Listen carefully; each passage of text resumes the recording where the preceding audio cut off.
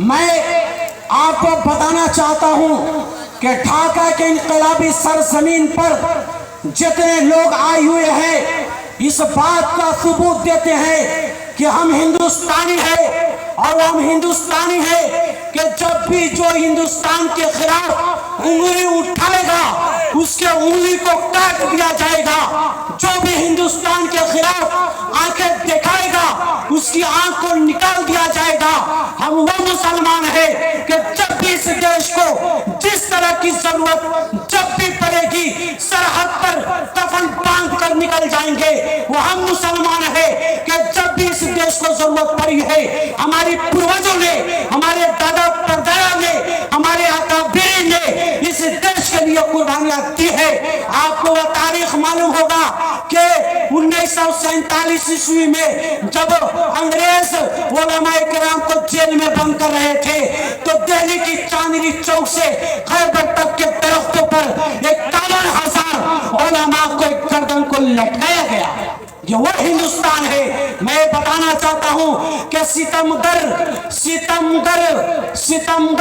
के यह वो हिंदुस्तान है जिसके बारे में कहा गया है कि यही हिंदू मुस्लिम में रद्दो बदल है। इधर आप जमजम उधर गंगा जल है।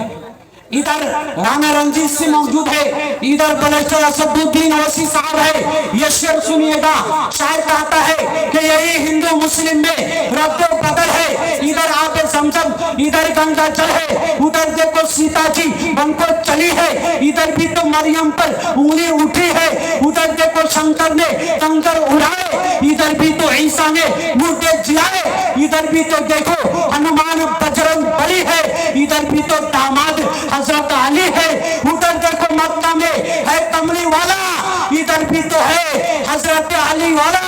अरे सबका खून लाल होता है, फिर कहाँ हिंदू मुस्लिम का सवाल होता है। मैं आपको यकीन दिलाना चाहता हूँ ये सरजमीन इनकलाबी सरजमीन है। ये लड़ाइयाँ जब भी शुरू होगी ये ढाका की सरजमीन से शुरू होगी। और जब भी मुसलमानों को इस देश की जरूरत पड़ेगी सबसे पहले सर पर कफन बांधकर सड़क पर मुसलमान बाशिंदों अब आओ कुछ ऐसा काम करो, इस मुल्क से नफरत खत्म करो, आपस में मोहब्बत आम करो। जब एक वतन है हम सबका तो फिर आपस में झगड़ा कैसा।